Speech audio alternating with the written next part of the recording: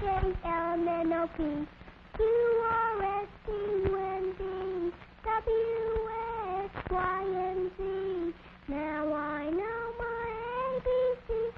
Tell me what you think of me. We think it's very nice to know your alphabet. And at New York's great Bronx Zoo, A stands for A-N-D-Y, Andy, and here he is, a 3.5-year-old baby orangutan from the island of Borneo.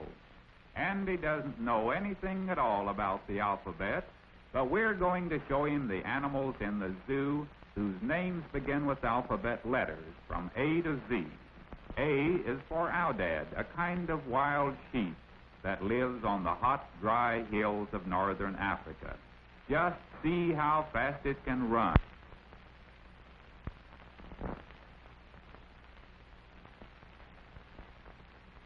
B is for bear, and especially for the big white polar bears that live near the North Pole.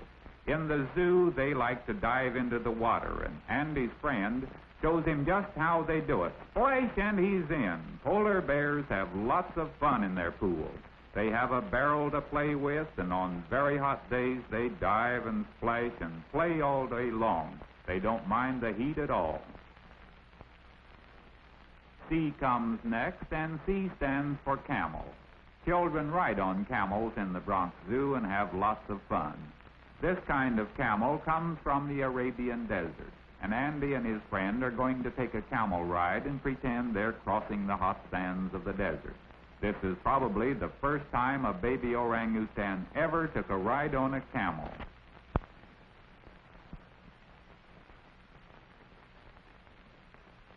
Next is the letter D, and D is for deer. This is a kind of deer called Père David's deer that used to live in China. These are the only ones in the United States.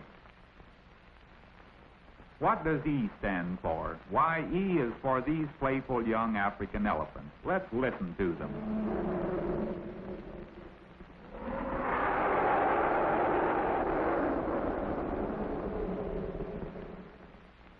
F is the letter that stands for frog.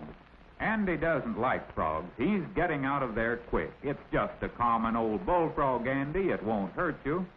Andy isn't sure about that, but he knows his friend won't let the frog jump at him. G is for gibbon, a kind of ape that lives in Malaysia. Listen to its call.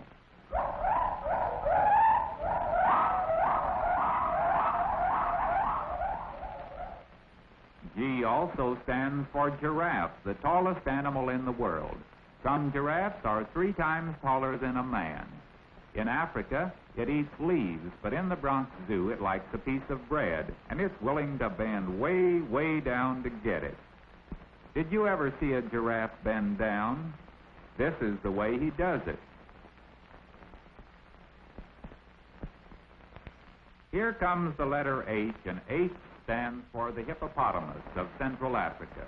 This one is named Pete, and he's the oldest hippopotamus in any zoo in the world.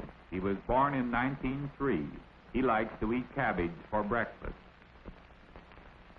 I stands for a very pretty bird, the scarlet ibis of South America. When hundreds of scarlet ibises perch in a tree, it looks as if the tree were in bloom with red flowers. Jaguar begins with J, and that's our animal for this letter. Andy wants to see the jaguar. He'll like this one in the Bronx Zoo because it's gentle and friendly.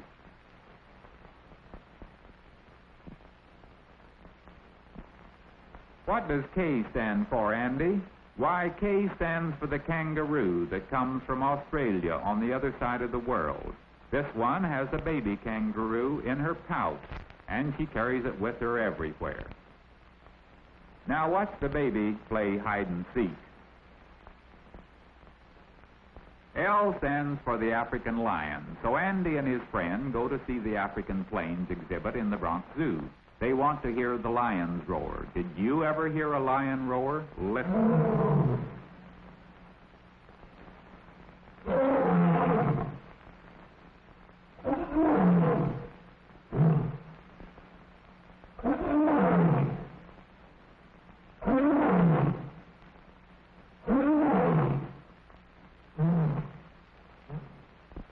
Next is M, and M is for marmoset, a kind of little monkey that lives in South America.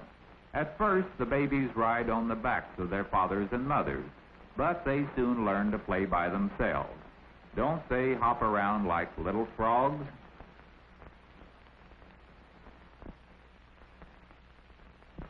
In Andy's alphabet, N stands for Nyala, one of the pretty antelopes that live in Africa. All these Nyalas are brothers and sisters.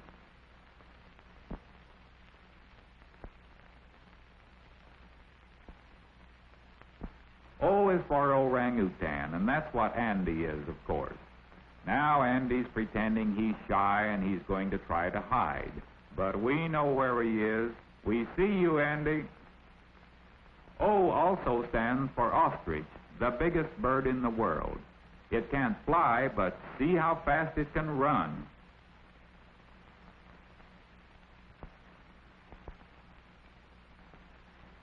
P is for penguin, and that's another kind of bird that can't fly.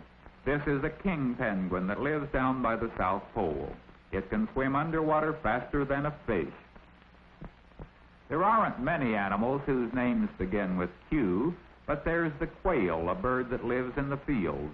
Someday when you're out in the country, maybe you'll see one. Next is R, and that's for rhinoceros that lives in Africa. He likes to stir up the dust with his nose, and then he walks over to beg for apples. He likes apples as much as you do, and Andy and his friend are giving him some.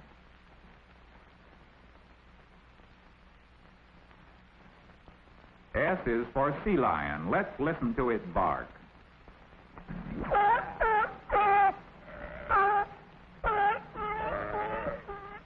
S also stands for skunk, and that's one animal Andy's sure he doesn't want to make friends with. One look and one sniff, and Andy's getting out of there. And when Andy doesn't like something, he makes a face about it. In the Bronx Zoo, T is for tiger, and especially for this beautiful, gentle mother tiger who was born in the Bronx Zoo. This is a drawing of a tortoise, T for tortoise. And Andy's learning all about it because he's going to take a slow, easy ride on one of these big tortoises from the Galapagos Islands. They won't bite Andy because they only eat leaves and cactus and green things like that. But Andy isn't too sure it's safe. Hang on, Andy. It's a long way to the ground. It's almost 2 feet. U is for a very rare sort of bird, the umbrella bird that comes from South America. It's called that because it can spread the feathers on top of its head like opening an umbrella. At certain seasons, the male puffs out his throat like this.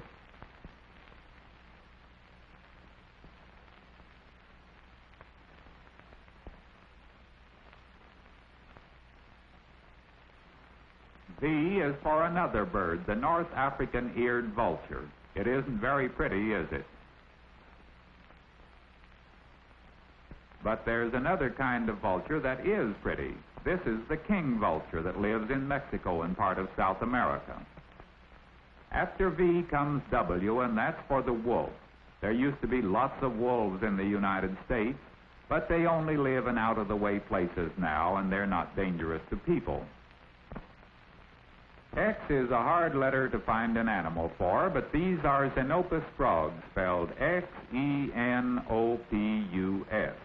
The man is going to take one out of the tank and hold it in his hand so you can see it. These frogs come from Africa.